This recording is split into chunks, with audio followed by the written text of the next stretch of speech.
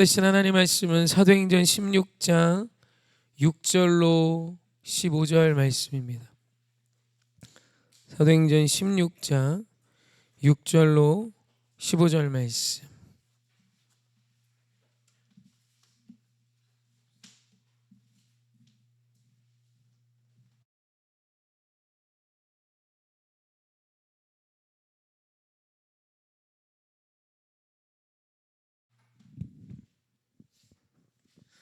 성경을 찾으신 분은 성경을 펼치셔서 보시고 못 찾으신 분은 화면을 참조하고 우리 교독합니다. 제가 먼저 읽습니다. 성령이 아시아에서 말씀을 전하지 못하게 하시거늘 그들이 부르기아와 갈라디아 땅으로 다녀가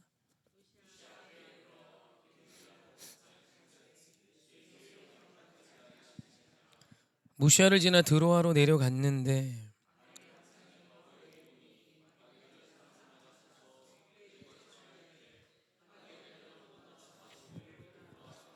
바울이 그 환상을 보았을 때 우리가 곧 마게도냐로 떠나기를 힘쓰니 이는 하나님이 저 사람들에게 복음을 전하라고 우리를 부르신 줄로 인정함이로라.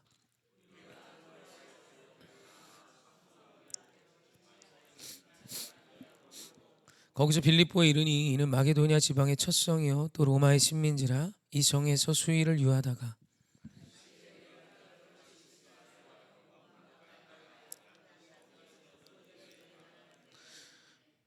두아디라시에 있는 자색 옷감 장사로서 하나님을 섬기는 로디아라 하는 한 여자가 말을 듣고 있을 때 주께서 그 마음을 열어 바울의 말을 따르게 하신지라. 다 세례를 받고 우리에게 청하 이르되 만일 나를 주 믿는 자로 알거든 내 집에 들어와 유하라 하고 강권하여 머물게 하니라. 아멘. 우리 인사합시다. 하나님 사랑합시다. 내 이웃 사랑합시다. 아멘. 감사합니다. 우리 또 선포합시다. 당신이 이 땅의 작은 예수입니다. 아멘. 우리가 본 말씀은 계속해서 새벽 예배 때 보던 말씀을 좀 오늘 요약하고 우리가 한 번 더 오늘 이 밤 함께 나누고자 하는 은혜가 있어서 이렇게 들고 나왔습니다. 오늘 말씀에 재미있는 표현이 나옵니다. 성령께서 말씀을 전하지 못하게 하시고 예수의 영이 허락하지 아니하셨다라는 표현이 나옵니다. 그래서 이것이 많은 그리스도인 사이에서 굉장히 어떤 신비함이나 어떤 하나님이 우리 인생에 깊이 있는 태클을 거시는 내용들로 이야기하고 또 하나님이 우리의 길을 막으셨음을 표현할 때 이 문구를 쓰고 또 성령님이 역사하시는 게 무엇인지 예수의 영이 일하는 게 무엇인지 막 구분하려고 애쓰는 경향도 있습니다. 하지만 오늘 이 말씀에 기록된 성령, 예수의 영 그리고 10절에 보면 하나님이 라는 표현이 나오거든요. 그러니까 성부, 성자, 성령 이 세 하나님 한 분 하나님이시자 삼위일체 되신 하나님을 의도적으로 기록한 것에 사실은 이 성경 저자의 의도가 있습니다. 그러니까 하나님께서 바울과 그 일행을 전능하신 하나님, 삼위일체 하나님은 전능하신 하나님이라는 의미입니다. 삼위일체라는 것은 인간이 지금까지 논쟁하고 토론했지만 아직도 이해가 안 되는 부분이에요. 그러니까 인간의 영역으로는 도저히 이해할 수 없는 것입니다. 옛날에 뭐 삼위일체를 이렇게 표현한 적이 있어요. 내가 집에서는 아빠인데 교회 오면 목사고 또 어디 가면 누구고 그래서 직위가 다르고 그러나 사람은 하나지 않냐 뭐 이런 식으로 설명한 적인데 절대 아닙니다. 이건 우리의 인간의 지혜로 설명이 불가능한 것입니다. 그래서 삼위일체 하나님을 말씀하신다는 건 인간이 도저히 알 수도 상상할 수도 예측할 수도 어떻게 예견할 수도 없는 하나님, 위대하신 하나님을 말씀하실 때 쓰는 표현이에요. 할렐루야. 그래서 지금 바울과 그 일행을 완전하신 하나님께서 인도하신다라는 것에 초점이 있는 것입니다. 따라오고 계시죠? 성령께서 막으셨대요. 여러분, 목자가 양을 인도할 때 잘한다 보다 막을 때가 더 많습니다. 이건 조금도 신기한 일이 아니에요. 그냥 우리 속에 늘 일어나는 일입니다. 성령이 막으셨다. 뭐 내가 뭘 하는데 뭐 사업이 잘 안 되고 뭐가 막히고. 여러분 물론 그 모든 일에 하나님의 일하심이 있지만 하나님이 뭘 막으셨다라는 건 여러분 주님의 일하심과 동행하심에 당연히 있는 뭐 일상 속에 일어나는 일입니다. 하나님은 우리를 막아주시고 지켜주시고 때로는 방향을 꺾어주시며 우리를 인도하시는 목자이시기 때문이에요. 이걸 네가 뭘 잘못해서 하나님 태클 것이지 뭐 이런 식으로 받아들이면 성경을 완전히 잘못 해석하는 겁니다. 그게 만약에 누가 그런 얘기를 한다면 뭐 막 싸우지 마시고, 그건 성경을 너무 모르는 겁니다. 여러분, 우린 늘 잘못해요. 우리가 뭘 잘하는 게 있겠습니까? 점점 더 그나마 나아지는 거지. 우리는 늘 하나님의 막대기가, 여러분, 지팡이와 막대기가 우리를 안위하신다는 건 내가 가고 싶은 대로 가는데 내 주변에 나를 집어삼키려는 것만 좁히는 것이 아니라, 목자가 양을 인도할 때는 그 막대기로 양의 엉덩이를 막 후려칩니다. 거기 가지 마. 여러분, 하나님 우리를 막으시는 것은 그냥 주님의 은혜예요. 할렐루야. 특별한 그 무엇이 아닙니다. 만약에 내가 뭘 잘못해서 이런 일이 있다, 우린 늘 잘못합니다. 잘못하지 않았다는 게 아니에요. 늘 우리는 하나님께 혼나야 맞고, 하나님 앞에 바로 설 수도 없고 죽어 마땅한 존재인데, 하나님 이런 우리를 어여삐 보시고 주의 자녀 삼으시고 인도하시고 돌보아 주시는 것입니다. 오늘 이 말씀을 좀 신비하게, 너무 극단적으로 뭔가 신비주의를 해석하시면 엄청 곤란합니다. 그래서 하나님은 오늘 우리를 그렇게 저렇게 막으시며 인도하세요. 바울 일행도 그렇게 하셨습니다. 그러던 중에 바울은 계속해서 자신이 계획한 길을 가려고 애썼어요. 자신이 2차 전도행을 떠나며 일행과 이런 루트로 우리 가자고 다 계획을 정했습니다. 그래서 그 길을 가려고 성령이 막으시고 예수 형이 막으셔도 애썼습니다. 그러던 중에 드로아에서, 밀리고 밀려서 드로아까지 온 거죠. 드로아는 항구인데 드로아에서 환상을 봅니다. 그 환상의 내용은 마게도냐 사람이 우리에게 와서 우리를 도우라는 환상이, 이것이 복수형으로 기록되어 있거든요. 반복하여 바울에게 보여집니다. 그래서 이 일을 통하여 바울이 이것이 하나님의 뜻임을 인정합니다. 11절 말씀 한번 같이, 10절 말씀 한번 같이 읽어볼까요? 10절 말씀입니다. 함께 합독합시다. 시작. 바울이 그 환상을 보았을 때 우리가 곧 마게도냐로 떠나기를 힘쓰니 이는 하나님이 저 사람들에게 복음을 전하라고. 아멘. 그러니까 하나님이 우리를 부르셨음을 인정하게 됩니다. 그런데 오늘 우리말 인정함 이러라로 번역된 헬라어가요 1인칭 복수형입니다. 그러니까 인정했다라는 건 바울 혼자 내가 환상을 봤으니까 묻지도 따지지도 말고 따라와, 이게 아니라 바울이 환상을 본 것을 바울과 함께하는 전도팀과 함께 공유하고, 이 일을 어떻게 생각하는지를 이들이 생각하고 고민한 끝에 다 같이 이것이 하나님이 우리를 인도함으로 인정했다라는 것입니다. 할렐루야. 여러분, 그리스도인이 예수 그리스도를 믿는다는 건 절대 무리한 일이 아닙니다. 무례한 일이 아니에요. 예전에 제가 교회를 다닐 때 기도하는 권사님은 굉장히 말이 통하지 않는 분이신 분들이 꽤 있었습니다. 말이 안 통해요. 내 생각엔 이성적으로 충분히 이해될 만한 건데 이해가 되지 않습니다. 모든 게 선포예요. 여러분, 우리가 사단을 향하여, 세상의 영적 권세를 향하여는 선포해야 합니다. 할렐루야. 근데 예수님도 그의 제자를 향하여서는 어떻게 했습니까? 기다리셨어요. 할렐루야.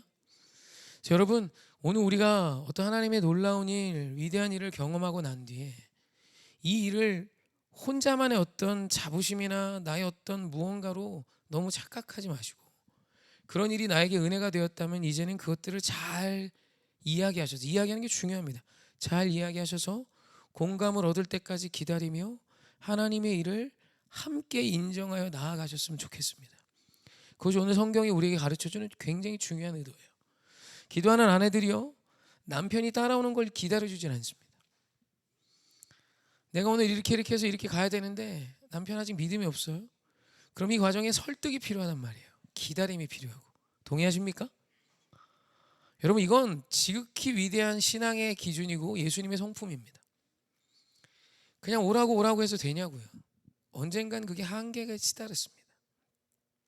우리 하나님은 우리를 기다려주시고 성경 66권을 통해 우리를 계속해서 이성적으로 설득하시고 약속의 말씀을 이해시켜 주시는데, 너무나도 많은 사람들이 신비한 일을 경험하면 그냥 독단적인 인생이 되어버릴 때가 너무 많아요. 이해는 됩니다. 압도적이고 신비한 무언가를 경험했기 때문에 이 일은 하나님의 뜻으로 모두 다 인정해야 돼라는 어떤 그런 급한 마음도 이해는 되지만, 오늘 사도 바울이 예수 형이 막으시고 성령께서 막으시고 환상을 본 이를 다 도하여 일행들과 함께 이 모든 일을 나누고 우리 하나님께서 이 일들을 모두 막으시고 우리에게 환상을 보시며 우리가 계획했던 길이 아니라 저 유럽 대륙을 향해 나아가기를 원하시는 것 같다 라고 고백했을 때 모두 다 그 모든 일을 듣고 맞다, 우리 하나님이 우리를 인도하시는 것이다 라고 모두가 다 한마음으로 인정했을 때 바울 일행은 그 인정하신 하나님이 부르시는 그 마게도냐를 향하여 곧 즉시로 나아가기 시작했다라는 것입니다. 할렐루야. 우리 오해교회 온 성도들은 정말 이 마지막 이 시대에 정말 세상이 보며 아름다운 성품을 가진 자들이 되셨으면 좋겠습니다. 여러분만 아는 그 길이 예수일 때가 있어요. 내 주변에 전혀 모르는, 그러나 생명 되신 예수, 그 생명 되신 길과 진리, 생명 되신 예수님을 이해 못하는 자에게 너무 조급하게 독단적으로 나아가지 마십시오. 예수님 우리에게 하셨듯 기다리시며 설득하셔야 됩니다. 여러분, 그것이 예수님이 우리에게 하신 모습이에요. 여러분, 마음이 찢어져도 설득하며 계속해서 말하며 기도하며 기다리세요. 그래서 모두가 1인칭 단수가 아닌 1인칭 복수로 인정함이 될 때를 하나님은 우리에게 주실 거예요. 아멘. 자, 그런데 이제 오늘 우리가 좀 보고 싶은 것은 이 인정함 이뤄라 이후에 11절 말씀 한번 봅시다. 함께 합독합시다. 시작. 우리가 드로아에서 배로 떠나 사모드라게로 직행하여 이튿날 네아폴리로 가고. 아멘. 하나님께서 일하셨음을 인정했던 그 일행이 드로아에서 배를 잡아 타고 이제 출항을 합니다. 유럽 대륙을 향해 마게도냐를 향해 가는 것이죠. 사실 이 여정이 얼마나 충격적인 거냐면 바울도 그 일행도 한 번도 마게도냐를 가야 되겠다는 생각을 해본 적이 없어요. 어쩌면 가본 사람도 없을지 몰라요. 마게도냐가 저쪽이라는 것을 그냥 알고만 있었을지도 모릅니다. 물론 이제 로마의 시민권을 가졌던 바울이기 때문에 유럽 대륙을 가봤겠죠. 하지만 어찌됐건 지금 이들에게는 전혀 한 번도 생각해 본 적 없던 그 땅을 하나님이 내게 주신, 우리에게 주신 명령이라 인정하고 즉시로 배를 잡아 타고 드로아에서 빌립보를 향해 나아가기 시작합니다. 드로아 항에서 사실 빌립보는 여기 보면 사모드라게라고 있는데 사모드라게는 섬입니다. 그러니까 드로아에서 배를 타는 것도 사실 요즘 우리가 생각하는 배와 달라요. 그 시대는 배가 언제 출항할지 모르고 이 배가 어느 곳으로 갈지 몰라요. 그냥 그 상황, 그때 그 배가 오면 가는 겁니다. 그러니까 그 배를 잡아 타는 것도 쉽지 않은 일이지만 이 길을 한 번에 가는 것이 아니라 사모드라게 섬을 거쳐서 그곳에서 보급할 걸 보급하고 네아폴리, 그러니까는 유럽 첫 번째 내디딘 땅 도시 이름이 네아폴리인 거예요. 그래서 드로아에서 네아폴리까지 거리가 배로 대략 한 200km 정도 됩니다. 200km면 지금도 쾌속 배로 이게 굉장히 빠른 유람선으로 가도 4시간, 5시간 정도 걸리는 코스니까 2000년 전이면 며칠을 가지 않았을까요? 쉽지 않은 길을 가게 된 것입니다. 그래서 네아폴리에 도착하게 되고 네아폴리에 가면 이제 에그나티아라는 대로가 있습니다. 너무 유명한 길이죠. 모든 길은 로마로 통한다. 들어보셨죠? 그러니까 로마가 했던 아주 중요한 국책 사업 중에 하나가 식민지와 로마를 한 길로 연결해 버리는 겁니다. 그래서 네아폴리에는 동서를 가로지르는 에그나티아 대로가 있습니다. 그래서 그 네아폴리에서 에그나티아 대로를 따라 빌립보 성까지 가게 된 거예요. 이해가 되시죠? 자, 여기까지 따라오고 이제 다시 저를 보시죠. 우리가 여기서 정말 분명하게 생각하고 알아야 되는 것은 여기 우리 모두는 하나님을 인정합니다. 아멘이시죠? 그러니까 이 밤에 나왔죠. 그죠? 그런데 여러분, 인정함과 순종은 다른 얘기입니다. 우리가 하나님을 인정했다 해서 오늘 순종하면서 하는 것은 아닙니다. 여기 굉장히 중요한 믿음의 아주 중요한 분기점입니다. 이스라엘 백성 출애굽 1세대도 하나님을 인정하지 않은 적이 없어요. 가나안 땅을 차지한 아브라함의 후손 출애굽 2세대, 그 2세대의 후손들이 여호와 하나님을 부인한 적이 없습니다. 그런데 하나님은 그들이 하나님을 떠났다라고 말씀하세요. 그들 모두는 하나님이 여호와 하나님이 살아계시고 우리 조상의 하나님 아브라함과 이삭과 야곱의 하나님이시며 이스라엘의 하나님이심을 인정하고 있었어요. 그런데 이들에겐 순종함이 없었습니다. 여러분, 오늘 우리가 본 이 말씀이 하나님이 우리에게 주신 말씀임을 믿으십니까? 믿으세요? 말씀대로 사십니까? 굉장히 중요한 거예요. 우리가 생각해야 되고 싸워야 되는 것입니다. 내가 하나님을 믿습니다 라는 사실 믿음은 말씀을 따라 내 삶이 말씀에 구현되게 하는 것, 하나님이 명령하신 그 말씀이 내 삶이 되게 하는 것이 믿음입니다. 그래서 말씀으로 번역된 피스티스는, 믿음으로 번역된 피스티스는 사실 믿음이라는 표현보다 신실이라는 표현으로 번역하는 게 훨씬 더 자연스럽습니다. 신실은 삶에 대한 이야기입니다. 내 삶에 대한 이야기. 믿음을 우리는 감정적으로 생각할 때도 있지만 여러분 그렇지 않아요. 성경이 오늘 우리에게 말씀하시는 믿음은 순종입니다. 하나님의 말씀에 신실한 자예요. 오늘 우리 모두가 성경 66권이 하나님이 내게 주신 말씀이다 라는 것 앞에 의심하지 않고 다 인정합니다.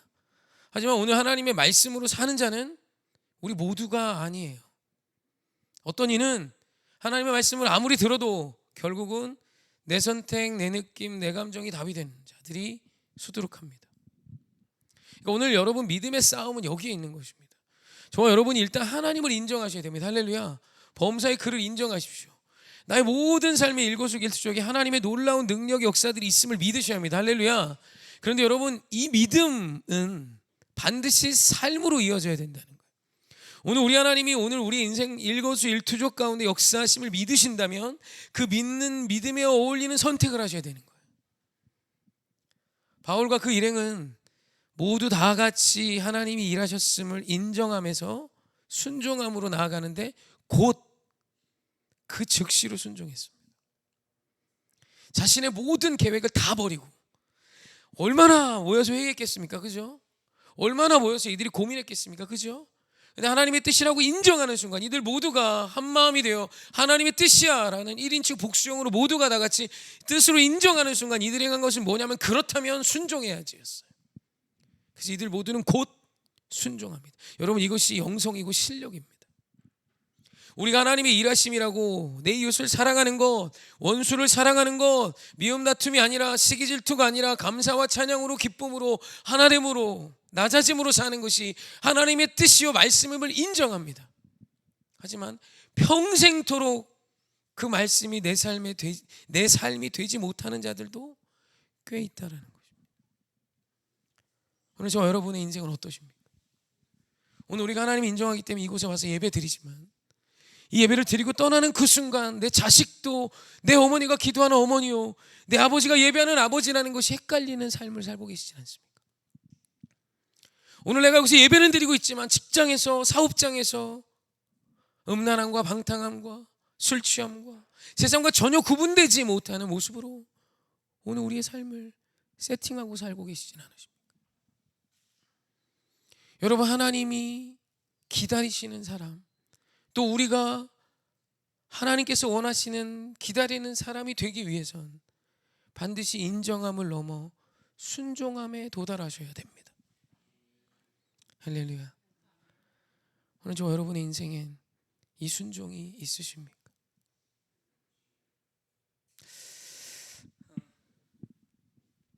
오늘 한 목사님하고 통화를 했습니다. 이 목사님하고 좀 여러 가지 일들이 지금 최근에 제 삶에 참 신비한 일들이 꽤 많이 일어납니다. 근데 그게 좀 말하면 조금 문제가 될 것도 있을까 해서 그건 좀 차치하고 오늘 있었던 오늘 이제 통화했던 목사님 이야기를 좀 해드리고 싶어요. 이 목사님이 이제 개척을 하신 지 한 20년 되셨죠. 그러니까 저하고 학번이 같습니다. 학번이 같으신데 연세는 삼촌뻘이세요. 그러니까 제가 1학년 때 이분이 이미 40대셨죠. 40대 공무원에서 중직까지 올라가신 한 5급, 7급 이상 올라가신 분이신데 그 공무원을 정리하시고 그러니까 나름 엘리트시죠. 신학교에 오셔서 신학 공부를 다시 하시고 목사 안수를 받으셔서 사역을 나가셔서 이제 60 제 환갑이 좀 넘으셨을 거예요. 저 동기입니다. 동기 목사님이신데 이분을 이제 저기 남부연회 제 집회 갔을 때 만났어요. 대전에서 사역하고 계셔서. 근데 그분께 오늘 전화가 왔습니다. 홍 목사, 그래서 예, 목사님 뭐 하세요? 그랬더니 리모델링 중이래요. 그러면서 이제 자기의 이야기를 하시는 거예요. 저희가 본래 이제 개척해서 뭐 성도가 많지는 않았지만 상가에서 한 80평쯤 얻어서 목회를 하고 있었답니다. 근데 어떤 한 권사님 한 분이 이제 교회에 나오셨는데 이 권사님이 이런 청을 갑자기 하셨대요. 목사님, 저희 동네 오셔서 이곳에서 목회하시면 안 돼요라고. 그러니까 이제 뭐 멀진 않는답니다. 성도님들도 뭐 이렇게 많진 않지만 그래도 다 함께 이전할 수 있는 위치인데, 그러면서 하시는 말씀이 상가, 자기 건물이 있는데 거기 상가를 주겠다고 말씀하시더래요. 명의를 이전해서 25평을 말씀하셨대요. 여러분, 이제 80평에서 목회를 하다가 물론 이제 그 월세지만 25평으로 줄여가는 건 쉬운 게 아니잖아요. 물론 이제 그 건물이 이제 월세가 아니라 아무리 매입이라 할지라도. 그래서 이분이 이제 아예 그냥 무시했답니다. 어떻게 가? 여러분, 80평에 있는 살림을 이렇게 이삿짐 센터에 실어서 25평으로 가면 못 놓지 않을까요? 어떻게 나요? 다 버려야지. 그래가지고 그냥 무시했답니다. 말도 안 되지. 어떻게 가? 일단 다 버리고 가야 되거든. 사람만 갖고 가야 돼요. 25평이면 사람만 갖고 가야죠. 이거 어떻게 해? 그래서 못 가는 걸로 생각을 하며 기도를 하는데 계속 마음에 하나님의 음성처럼 다가오고 한 영혼이 천하보다 귀하다는 마음을 계속 주시더래요. 그래서 이제 그 원사님하고 거기를 가야 되나 하고 이제 아내하고 같이 기도를 하는데 사모님도 같은 마음이 계속 들더랍니다. 이게 너무 심란해지는 거예요. 주님이 주신 마음이 낮아지는 그 자리로 가라, 낮아지는 그 자리로 가라, 자꾸 이러시니까. 그래서 좀 80평이 넘는 곳에서 목회를 하다가 25평으로 가는 게 상상이 안 되더래요. 여러분, 25평이면 요만합니다. 요만합니다. 지금 저희 성전이 유아예배실까지 지금 90평 정도 돼요. 그래 안 보이죠? 꽤 돼요. 얼만큼, 요만큼 되나? 여기서 어떻게, 아무리 생각해도 아무것도 그러지 않아요. 그 25평 하나 다 집어넣어야 될 거 아니야. 밥도 먹어야 되고 성전도 해야 돼. 이번에 저희가 리모델링 해드린 그 사람 교회가 23평인가 됩니다. 의자 12개 16개 샀네? 16개입니까? 16개인가 샀어요. 16개 놔집니다. 의자 16개는 꽉 차요, 성전이. 그리고 그 옆에 친교실 있고. 어떻게 해야 돼요? 못 간다고 씨름하지만 하나님 주신 마음이 그래. 그래서 목사님이 정했답니다. 갑시다 여보. 살림이고 나발이고 다 버리기로 결심을 하시고 가시기로 이제 얘기를 해서 가기로 해서 이제 리모델링 하기 위해 그 상가를 보러 갔을 때 그 권사님 남편이 태어나서 교회를 한 번도 다니신 적이 없대요. 그 권사님이신데 그 남편이 와서 보더랍니다. 그리고 그날 밤에 전화가 왔대요. 남편이 그 건물주인데 남편이 목사님 여기 오신 거 보고 25평 너무 좁지 않냐면서 25평 옆에 있는 하나를 더 드리라 그랬대요. 그래서 50평짜리 건물을 등기부등본까지 다 해서 명의를 다 넘겨주신 거예요. 그게 시가 3억이 넘습니다. 물론 여기 뭐 싸죠. 여기로 치면 아무것도 아닌데. 돈 얘기하니까 표정이 밝아지시네요. 뭐니 해도 순종 뒤엔 물질이 와야죠. 오늘 그게 초점이 아니라. 그러면서 이제 한 6천만 원 정도 예산을 들여서 지금 리모델링 하고 계세요. 그래서 지금 이제 한 일주일 넘어가고 계시는데 그 얘기를 하면서 이분이 그런 얘기 하시더라고요. 나는 다 던지고 왔더니 하나님이 나로서는 상상할 수 없는 것을 부어주셨네. 저도 그렇고 그 목사님도 그렇고 저희도 그렇고 모두 다 우리는 하나님이 인정합니다. 살아계신 하나님이라고. 그런데 살아계신 하나님께서 오늘 우리에게 낮아짐을 요구하시는 경우가 100%예요. 용서하라는 거예요. 겸손하라는 거예요. 주님의 뜻은 분명합니다. 분간이 어렵지 않아요. 낮아지는 자리면 내 자리예요. 할렐루야. 높아지는 자리는 경계하십시오. 그 자리는 사단의 유혹일 수 있어요. 낮아지는 자리는 100%입니다. 일단 모든 자리 중에 가장 낮은 자리로 내려가라고 하나님 분명히 말씀하셨어요. 상속으로 올라가 앉지 말래요. 수치를 당할 수 있답니다. 여러분, 십자가는 낮아지는 거예요. 그래서 그분이 낮아짐의 자리를 성도들과 함께 가기로 정하고 모든 것을 결정하고 나아가니 상상할 수 없는 은혜가 임하더라 이거예요. 물질로도 큰 물질이고 뭐니 해도 부동산이 최고죠. 그죠? 그분이 그걸 이야기하는 게 아니에요. 이건 어차피 교회 거고 하나님 것인데 단 한 번도 자기 교회 건물을 가져본 적이 없죠. 상가지만 그래도 명의까지 이전이 되는 이 놀라운 기적. 한 번도 교회 나오지 않은 권사님의 남편이 그 헌물을 하는 놀라운 일. 여러분, 이건 사람의 힘이 아닙니다. 어떤 정신 나간 사람이 자기 건물 3억 원을 떼서 옆 사람 알지도 못하는 목사에게 그걸 명의를 넘겨줍니까? 여러분, 하나님은 오늘 우리의 순종을 기다리고 계세요. 절대 3억이 남으시면 안 됩니다. 3억이 중요한 게 아니에요. 오늘 우리 하나님은 오늘 이 사도 바울과 그 일행들이 행했던 인정함을 지나 순종함에 도달하기를 기다리고 계십니다. 그랬더니 온 대륙에 주의 복음이 확장되는 기적이 일어나더라 이거예요.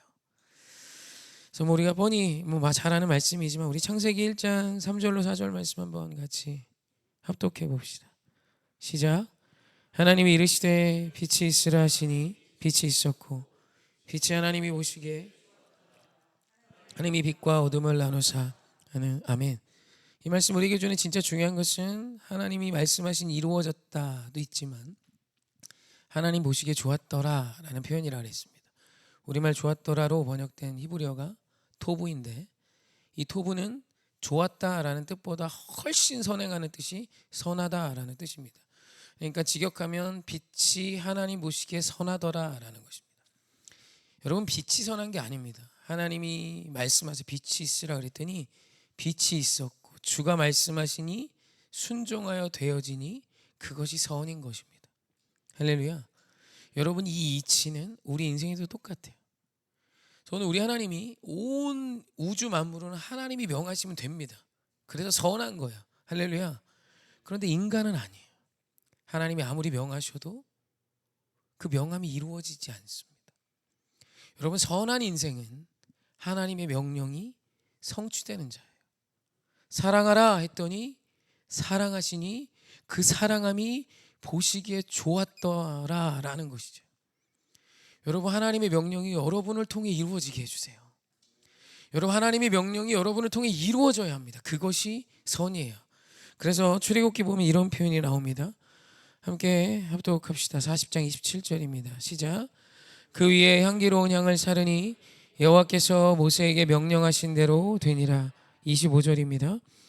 또 여호와 앞에 등잔대에 불을 켜니 여호와께서 모세에게 명령하신 대로 되니라. 아멘. 여러분, 우리 하나님이 우리에게 기다리시는 건 여호와 하나님의 명령이 모세에게 명령하신 대로 됐듯이 하나님의 명령이 홍 목사에게 명령하신 대로 되니라의 삶을 기다리고 계세요. 여러분, 그것이 우리가 추구해야 하는 삶이며 우리가 반드시 살아내야 하는 삶의 모습입니다. 할렐루야. 오늘 주님을 인정하기 때문에 이 자리까지 나오셨음을 믿습니다. 그리고 이 예배 자리를 지키는 것 또한 여러분이 순종하셨음을 압니다. 그런데 이제는 이 예배